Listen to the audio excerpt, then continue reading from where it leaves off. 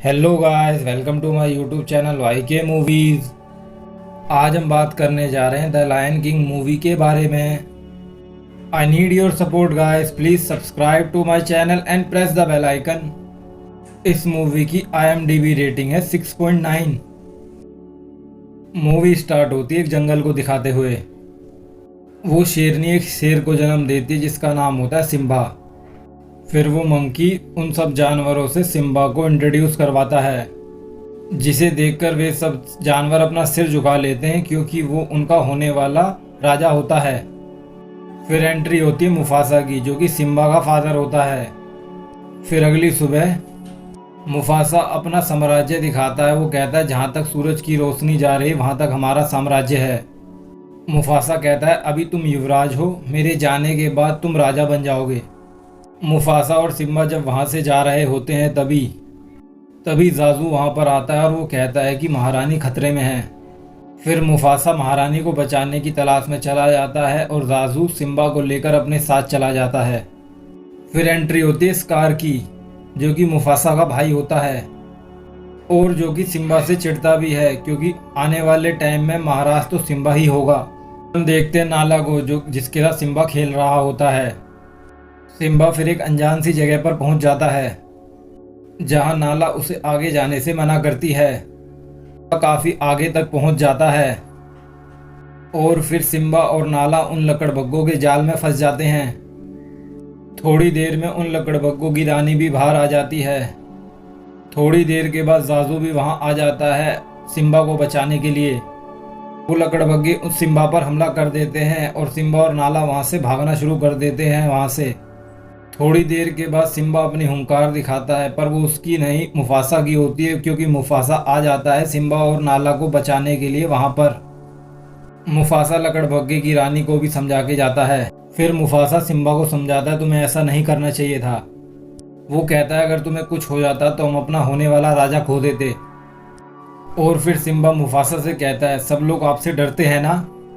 फिर स्कार उन लकड़बग्गों से मिलने के लिए आता है वहां पर। वो कहता है तुमने उन 2 पिल्लों का शिकार क्यों नहीं किया। फिर स्कार उन लकड़बग्गों के साथ मिलकर एक प्लान बनाता है जिसमें वो लकड़बग्गों के साथ मिलकर मुफासा को मारेगा।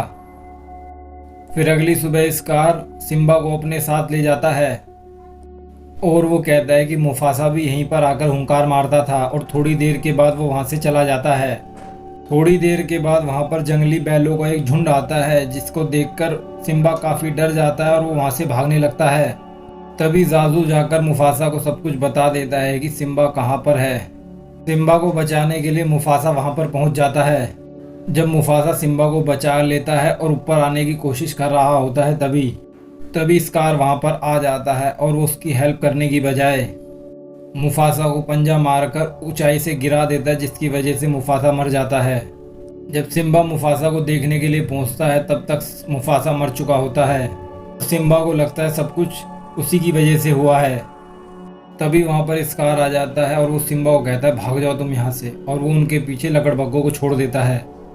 लकड़बग्गों को लगता है सिम्बा खाई में गिरकर मर गया होगा, पर सिम्बा बच जाता है और वो भागते भागते काफ़ी दूर निकल जाता है। फिर स्कार वहां पर आता है और वो कहता है मुफासा तो मर गया और सिम्बा कहीं पर भाग गया है। कुछ गिद्ध सिम्बा को खाने ही वाले होते हैं। तभी वहां पर एक जंगली सूअर आ रहा होता है काफ़ी तेजी से भागता भागता, और वो गिद्ध उसे देख लेता है और उसे देखने के बाद वो गिद्ध वहां से उड़कर भाग जाते हैं काफ़ी तेजी से और वो सूअर सिम्बा को बचा लेता है।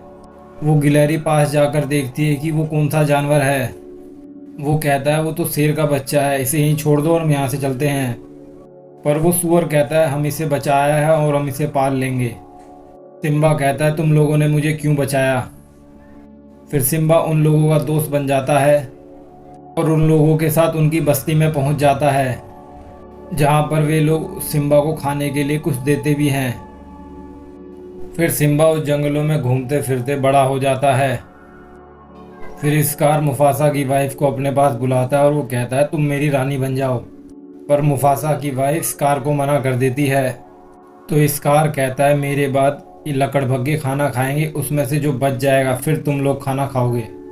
फिर सिम्बा और सूअर खाने की तलाश में आगे जाते हैं जहाँ पर सिम्बा को खाने के लिए कुछ मिल जाता है और सूअर के लिए भी।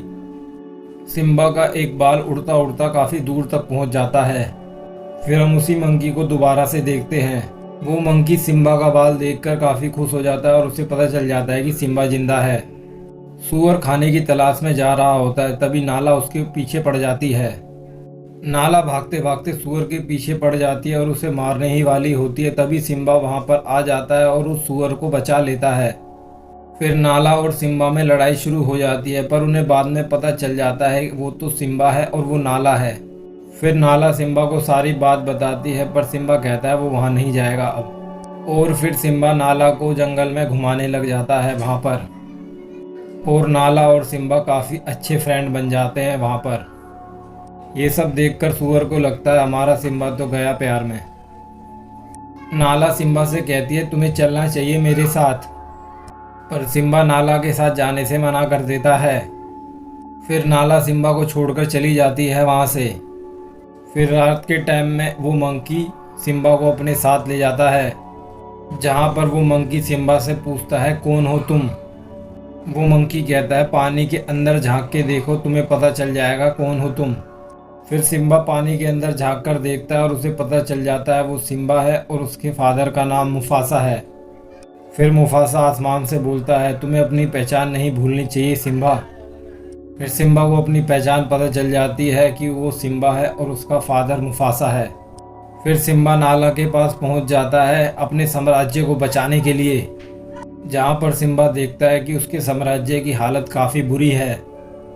फिर जाजू भी वहां पर आ जाता है और वो सिम्बा को सब कुछ बता देता है।